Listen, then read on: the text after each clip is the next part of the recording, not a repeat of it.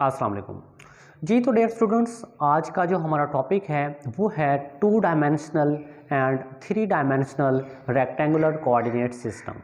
What is 2 dimensional and 3 dimensional rectangular coordinate system. सबसे पहले हम बात कर लेते हैं 2 डायमेंशनल रेक्टेंगुलर कोऑर्डिनेट सिस्टम क्या है। 2 dimensional rectangular coordinate system consist of 2 real number lines. ये जो 2 डायमेंशनल कोऑर्डिनेट सिस्टम है वो 2 रियल नंबर लाइंस पर मुश्तमिल होता है और ये दोनों लाइनें एक दूसरे को 90 डिग्री के ज़ाविये पे इंटरसेक्ट करती हैं। जब 2 लाइनें एक दूसरे को 90 डिग्री के ज़ाविये पे इंटरसेक्ट कर रही होती हैं तो एक सिस्टम जनरेट होता है। उस सिस्टम को हम 2 डायमेंशनल रेक्टेंगुलर कोऑर्डिनेट सिस्टम का नाम देते हैं। जैसे कि फर्ज करो हमारे पास एक लाइन है ये और ये दूसरी लाइन है। अब देखें तो ये लाइन और ये लाइन दोनों लाइनें एक दूसरे को 90 डिग्री के ज़ाविये पे इंटरसेक्ट कर रही हैं। अब इन 2 लाइनों के 90 डिग्री के ज़ाविये पे इंटरसेक्ट करने से एक सिस्टम जनरेट हो गया है जिसको हम 2 डायमेंशनल रेक्टेंगुलर कोऑर्डिनेट सिस्टम का नाम देते हैं। अब ये जो 2 लाइनें हैं इनमें से एक हॉरिजॉन्टल लाइन है और एक वर्टिकल लाइन है। ये जो हॉरिजॉन्टल लाइन है इसको हम एक्स एक्सिस का नाम दे देते हैं और ये जो वर्टिकल लाइन है इसको हम वाई एक्सिस का नाम दे देते हैं। आमतौर पे ये जो हमारे पास हॉरिजॉन्टल लाइन है इसको एक्स एक्सिस का नाम दिया जाता है जबकि वर्टिकल लाइन को वाई एक्सिस का नाम दिया जाता है। अब वो पॉइंट जहाँ पे ये दोनों लाइनें एक दूसरे को इंटरसेक्ट करती हैं वो point basically point of intersection या फिर ओरिजिन के नाम से जाना जाता है। ये जो हमारे पास पॉइंट है जहाँ पे ये हॉरिजॉन्टल लाइन और ये वर्टिकल लाइन एक दूसरे को इंटरसेक्ट कर रही हैं उस पॉइंट को हम ओरिजिन या फिर पॉइंट ऑफ इंटरसेक्शन का नाम दे सकते हैं। अब देखिए तो ये 2 लाइनें एक दूसरे को 90 डिग्री पे जो इंटरसेक्ट करती हैं तो हमारे पास ये 4 पोर्शंस या 4 हिस्से जनरेट हो गए हैं, ये वाला, ये वाला, ये वाला और ये वाला। अब ये जो 4 पोर्शंस हैं या ये जो 4 हिस्से हैं बेसिकली हम इनको क्वाड्रेंट्स का नाम देते हैं। जैसे कि ये फर्स्ट क्वाड्रेंट, ये सेकंड क्वाड्रेंट, ये थर्ड क्वाड्रेंट और ये हमारे पास क्या है, फोर्थ क्वाड्रेंट। अब देखें चूँकि हम पहले बात कर चुके हैं कि ये जो सिस्टम है ये 2 रियल नंबर लाइंस पर मुश्तमिल होता है तो देखें लाजमी तौर पे यहाँ पे क्या की गई होगी, नंबरिंग की गई होगी। यहाँ पे भी नंबरिंग की गई होगी, यहाँ पे भी नंबरिंग की गई होगी। इसी तरह ये वर्टिकल लाइन पर भी अपवर्ड भी नंबरिंग की गई होगी और डाउनवर्ड भी नंबरिंग की गई होगी। अब यहाँ पे हमारे पास ओरिजिन है। ओरिजिन के जो राइट साइड है यहाँ पे जो हम नंबरिंग करते हैं वो क्या होती है, पॉजिटिव, जबकि लेफ़्ट साइड पे जो नंबरिंग की जाती है वो बेसिकली क्या होती है, नेगेटिव। अब ये नंबरिंग के नेगेटिव होने का मतलब ये नहीं है कि यहाँ फासला पॉजिटिव है और यहाँ पे जो फासला है वो नेगेटिव है। नहीं, फासला नेगेटिव होता ही नहीं है क्योंकि फासला हमेशा पॉजिटिव ही लिया जाता है। वो जस्ट हम ये 0 को रेफरेंस पॉइंट कंसिडर करते हुए ये कह रहे हैं कि इस 0 के राइट साइड पे हमने पॉजिटिव नंबर लिखने हैं जबकि लेफ़्ट साइड पे हमने नेगेटिव नंबर लिखने हैं। सिमिलरली अगर हम अपवर्ड की बात करें, ये ऊपर वाले एक्सिस की बात करें तो यहाँ पे भी नंबरिंग हम सेम ही कर लेते हैं, 2, 4, 6, 8 और 10। सिमिलरली यही नंबरिंग नीचे आ जाएगी, 2, 4, 6, 8 और 10। तो देखो ये जो हमारा सिस्टम है ये system basically 2 real number lines पर मुश्तमिल है और ये दोनों लाइनें एक दूसरे को 90 डिग्री पर इंटरसेक्ट कर रही हैं। अब देखो तो यहाँ पे हमारे पास 4 क्वाड्रेंट्स बन गए, first quadrant, second quadrant, third quadrant and fourth quadrant.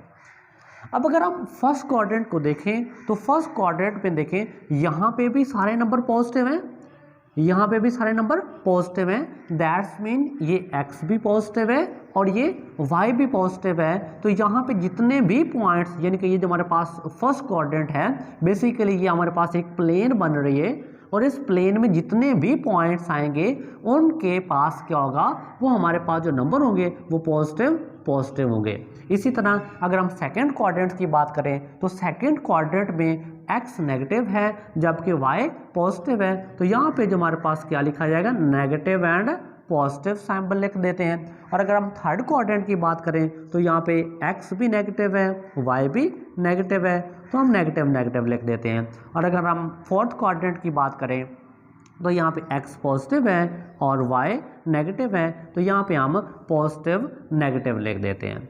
तो बेसिकली आप देखिए तो ये हमारे पास एक सिस्टम जनरेट हो गया है और इस सिस्टम को हम 2 डायमेंशनल रेक्टेंगुलर कोऑर्डिनेट सिस्टम का नाम देते हैं। अब सवाल पैदा होता है कि इसका पर्पज़ क्या है, इसका मकसद क्या है, ये जो 2 dimensional rectangular coordinate system generate किया गया है इसका क्या इस्तेमाल है। तो असल में ये जो 2 डायमेंशनल रेक्टेंगुलर कोऑर्डिनेट सिस्टम है, इसको किसी प्लेन में किसी पॉइंट को आइडेंटिफाई करने के लिए, किसी पॉइंट की डायरेक्शन या किसी पॉइंट की पोजीशन के बारे में बताने के लिए हम इस्तेमाल कर सकते हैं। फ़र्ज़ करो कि ये हमारे पास क्या चीज़ है, ये XY प्लेन है, जैसे कि XY प्लेन है, ये XY प्लेन, इसी तरह हमारे पास ये भी एक प्लेन है और ये भी एक प्लेन है। अब इस प्लेन में अगर हम कह लेते हैं कि कोई पॉइंट है P कोई पॉइंट है जो कि इस XY प्लेन में एग्जिस्ट करता है। अब देखें तो अगर हम चाहते हैं इस P पॉइंट की डायरेक्शन के बारे में बताना, इस P पॉइंट की जो लोकेशन है उसके बारे में बताना, तो इसके लिए हमें इस 2 डायमेंशनल रेक्टेंगुलर कोऑर्डिनेट सिस्टम की हेल्प लेना पड़ेगी। देखिए ये जो पॉइंट है, इस पॉइंट की पोजीशन या इस पॉइंट की जो लोकेशन है उसको हम आइडेंटिफाई करेंगे by using this reference point. ये जो हमारे पास एक रेफरेंस पॉइंट है जो कि हमने ओरिजिन का नाम दिया था, इस ओरिजिन के लिहाज से हम इस P पॉइंट की जो पोजीशन है या जो लोकेशन है उसको हम आइडेंटिफाई करेंगे या उसकी पोजीशन के बारे में बताएंगे। तो देखो इसके लिए हम क्या करते हैं, यहाँ पे हम एक वेक्टर ड्रा कर लेते हैं जो कि इस पॉइंट की लोकेशन को, या आप डायरेक्शन कह लें, इसको रिप्रेजेंट करेगा। अब देखें तो ये जो हमारे पास P पॉइंट है ये लिखा जाएगा XY। दैट्स मीन कि प्लेन में कोई भी पॉइंट जो है वो बेसिकली ऑर्डर्ड पेयर रखता है। अब ये जो ऑर्डर्ड पेयर है ये क्या होता है, ये जो ऑर्डर्ड पेयर है वो बेसिकली कंसिस्ट करता है, वो मुश्तमिल होता है x एक्सिस पे कितने यूनिट डिस्टेंस कवर किया गया है और y एक्सिस पे कितने यूनिट डिस्टेंस कवर किया गया है। जैसे कि यहाँ पे इस P पॉइंट को मैंने x व y का नाम दिया है, तो इसका मतलब है कि हम x एक्सिस पे ये x यूनिट डिस्टेंस कवर कर चुके हैं और y एक्सिस पे हम y यूनिट डिस्टेंस कवर कर चुके हैं। दैट्स मीन अगर आप इस ओरिजिन से, इस रेफरेंस पॉइंट से चलना शुरू करें और इस P पॉइंट तक पहुंचना चाहते हैं तो आपको x यूनिट डिस्टेंस कवर करना पड़ेगा along the positive x axis और y यूनिट डिस्टेंस कवर करना पड़ेगा along the positive y axis, तब जाके आप इस P पॉइंट तक पहुंच पाएंगे। तो देखो यहाँ से हमें एक पोजीशन वेक्टर मिल गया OP is a position vector which describe the location and direction of that point P। अब इस P पॉइंट की जो डायरेक्शन है उसको हम कैसे फाइंड आउट कर सकेंगे। ज़ाहिर है ये हमारे पास एक OP एक वेक्टर बन रहा है और ये जो OP वेक्टर है जो कि इस पॉजिटिव x एक्सिस के साथ एंगल थीटा बना रहा है। देखें अगर हम ये एंगल थीटा कैलकुलेट कर लेते हैं तो इससे हमें अंदाज़ा हो जाता है, हम इस पॉइंट की लोकेशन के बारे में बता सकते हैं कि ये पॉइंट किस सीमत में मौजूद है। दैट्स मीन बेसिकली ये जो थीटा है ये हमें इस पॉइंट की डायरेक्शन या सिमत के बारे में बताएगा कि ये बेसिकली एक्स एक्सिस से कितनी दूरी पे है और वाई एक्सिस से कितनी दूरी पे है। दैट्स मीन कि ये जो 2 डायमेंशनल रेक्टेंगुलर कोऑर्डिनेट सिस्टम है इसको हम इस्तेमाल करके प्लेन के अंदर किसी भी पॉइंट की पोजीशन को आइडेंटिफाई कर सकते हैं। फर्ज करो हमारे पास क्या है, ये हमारे पास एक रेक्टेंगुलर कोऑर्डिनेट सिस्टम जनरेट कर दिया गया है। हम कह देते हैं कि यहाँ पे एक पॉइंट P है जो कि यहाँ पे कहीं लाई करता है और इसके जो हमारे पास क्वाड्रेंट्स हैं वो मैं क्या लिख देता हूँ 2 और 3 लिख देता हूँ।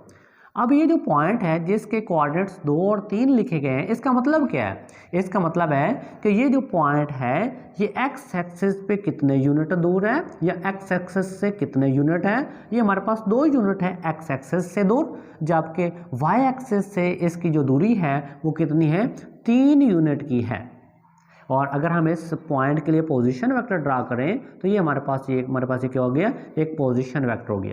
दैट्स मीन ये जो पॉइंट है ये बता रहा है कि हमने एक्स एक्सिस पे कितने यूनिट डिस्टेंस कवर करना है और वाई एक्सिस पे कितने यूनिट डिस्टेंस कवर करना है। इसी तरह अगर हमारे पास कोई पॉइंट इस जगह पे लाई करता है, ये पॉइंट है, और अगर हमें पॉइंट दे दिया जाता है कि यहाँ पे हमारे पास क्या है -2 है और साथ में मैं 3 लगा दूँ, तो इस पॉइंट की अगर हमने लोकेशन के बारे में बताना हो तो बेसिकली ये हमारे पास इस पॉइंट की लोकेशन है। और इसका मतलब ये हुआ कि हमें नेगेटिव एक्स एक्सिस के क्रॉस 2 यूनिट डिस्टेंस कवर करना पड़ेगा, जबकि पॉजिटिव वाई एक्सिस के क्रॉस या अलॉन्ग हमें 3 यूनिट डिस्टेंस कवर करना पड़ेगा।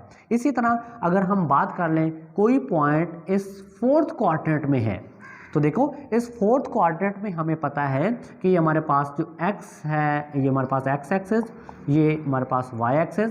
अब x पॉजिटिव है y नेगेटिव है, तो वो पॉइंट जो भी फर्ज करो क्या लिखा जाएगा, ये a और b अगर मैं लिख लूँ तो यहाँ पे देखो इस पॉइंट के a और b होने का मतलब है कि ये जो हमारे पास पॉइंट है वो x एक्सिस से हमें कितनी दूरी पे होगा, a यूनिट डिस्टेंस पे होगा, जबकि y axis negative y axis की अगर हम बात करें तो वो नेगेटिव b यूनिट की दूरी पे होगा।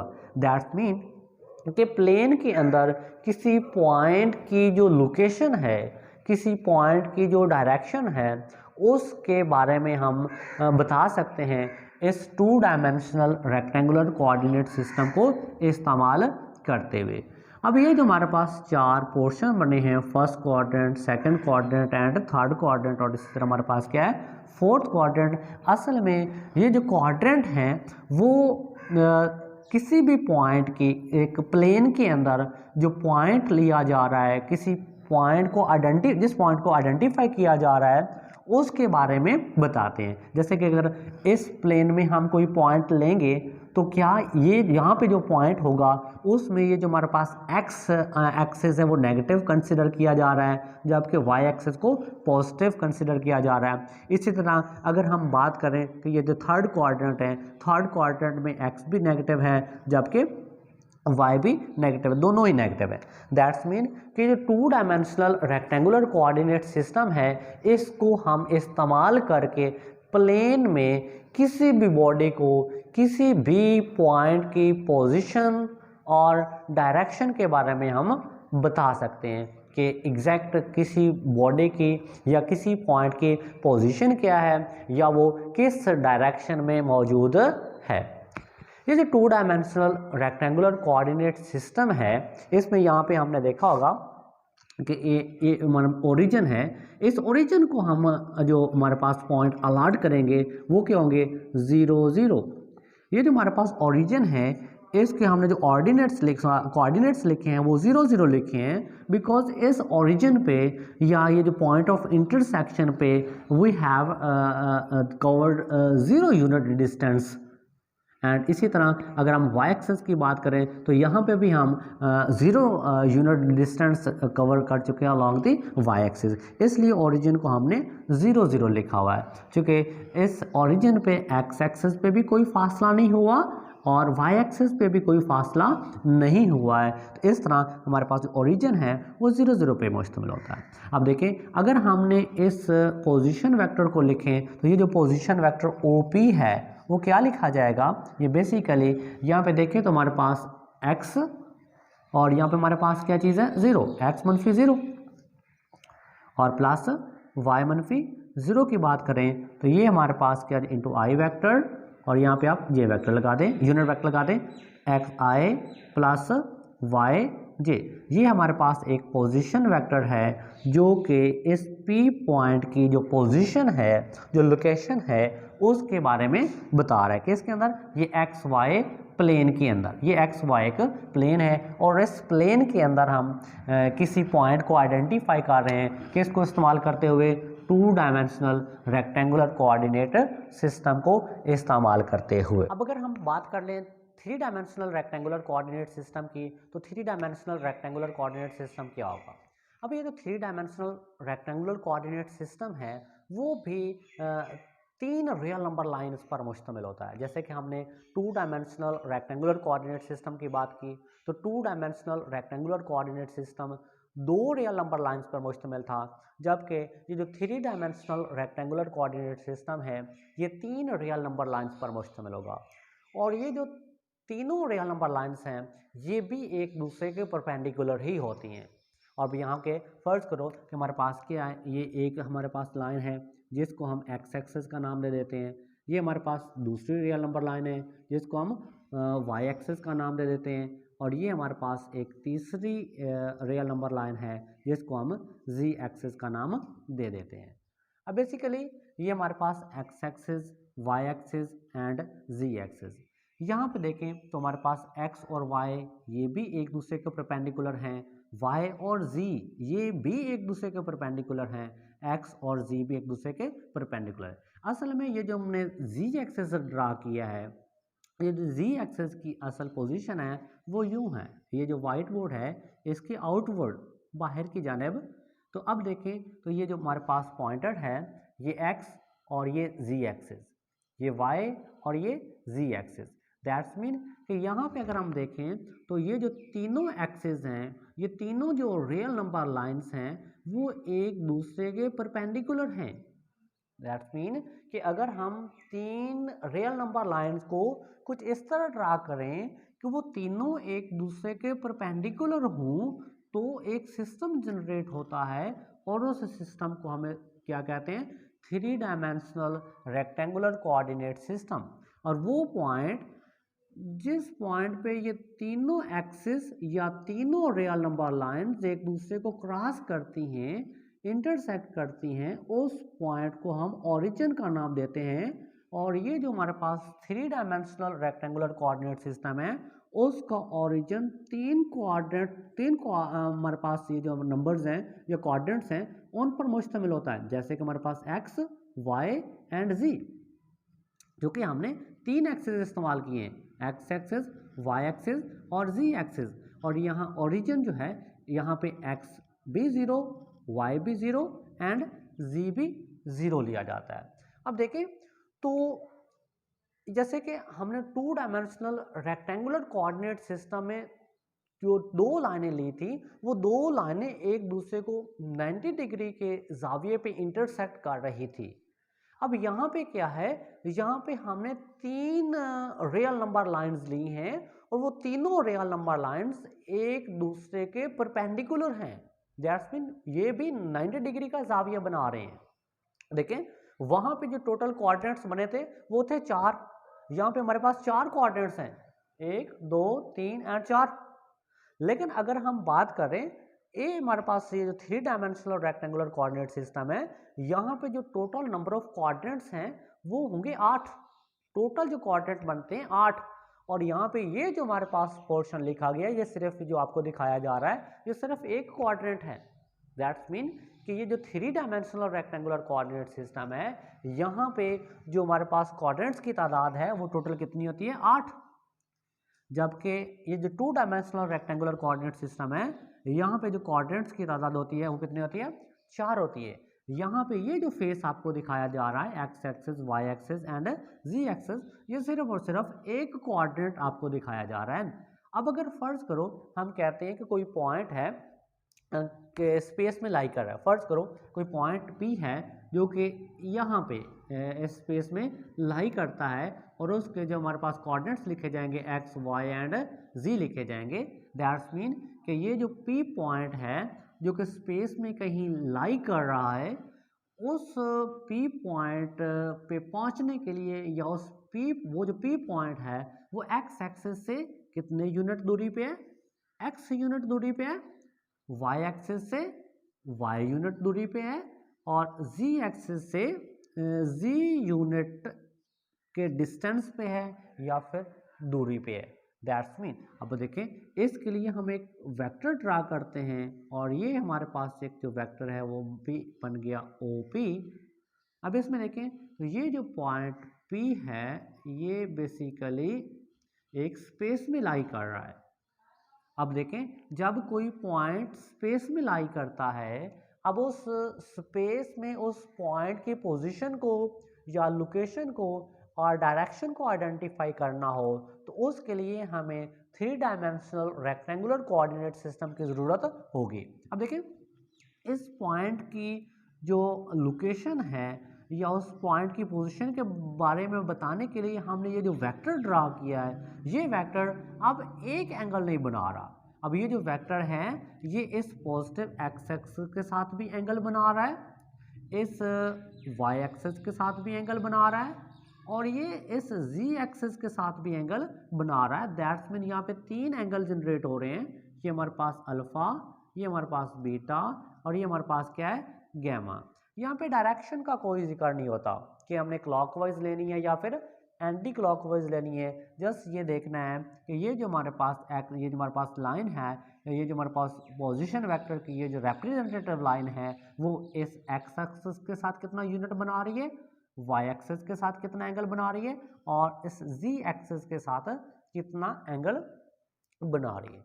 तो अगेन मैं रिपीट कर दूं कि जो 3 डायमेंशनल रेक्टेंगुलर कोऑर्डिनेट सिस्टम है, यहाँ पे जो टोटल नंबर ऑफ कोऑर्डिनेट्स होते हैं वो 8 होते हैं, जबकि 2 डायमेंशनल रेक्टेंगुलर कोऑर्डिनेट सिस्टम में जो टोटल कोऑर्डिनेट्स होते हैं वो कितने होते हैं, 4 होते हैं। तो ये जो 3 डायमेंशनल रेक्टेंगुलर कोऑर्डिनेट सिस्टम है वो बेसिकली स्पेस में किसी पॉइंट को आइडेंटिफाई करने के लिए किसी बॉडी को या किसी बॉडी की पोजीशन को और डायरेक्शन को बताने के लिए इस्तेमाल होता है। दैट्स मीन हम यहाँ पे लिख दें कि 3 डायमेंशनल रेक्टेंगुलर कोऑर्डिनेट सिस्टम ये यूज़ होता है for the location of the body in space, जबकि ये जो 2 डायमेंशनल रेक्टेंगुलर कोऑर्डिनेट सिस्टम होता है वो इस्तेमाल होता है to find out the location of the body in a plane. किसी प्लेन के अंदर अगर बॉडी की लोकेशन को फाइंड आउट करना है तो हम 2 dimensional rectangular coordinate system use करते हैं, और अगर हम किसी स्पेस के अंदर किसी पॉइंट को आइडेंटिफाई करना है या उस पॉइंट की लोकेशन के बारे में, डायरेक्शन के बारे में बताना है तो इसके लिए हम 3 dimensional rectangular coordinate system use करते हैं। अब देखें तो डेली लाइफ में ये जो 2 dimensional and 3 dimensional rectangular coordinate system है उसका इस्तेमाल है या नहीं। जी तो ऑफ कोर्स है, क्योंकि अगर फ़र्ज़ करो आप अपने कमरे में, जिस कमरे में आप बैठे हैं उस कमरे में फर्नीचर की जो डिफरेंट आइटम्स हैं, मुख्तलिफ तरह की जो आइटम्स हैं उनको अरेंज करना चाहते हैं, तो देखें फर्स्ट ऑफ ऑल आप कमरे में दाखिल होते हैं। कमरे में दाखिल होने के बाद एक सिस्टम जनरेट करते हैं कि हमने इस साइड पे ये आइटम्स रखनी है, इस साइड पे ये आइटम्स रखनी है और ये फ्रंट पे ये आइटम रखनी है, बैक साइड पे ये आइटम रखनी है। तो असल में जब भी आप एक कमरे को हिस्सों में कन्वर्ट कर चुके थे, हिस्सों में डिवाइड कर चुके थे, तब ही आप एक सिस्टम जनरेट कर चुके थे और वो सिस्टम बेसिकली क्या था, 2 डायमेंशनल रेक्टेंगुलर कोऑर्डिनेट सिस्टम।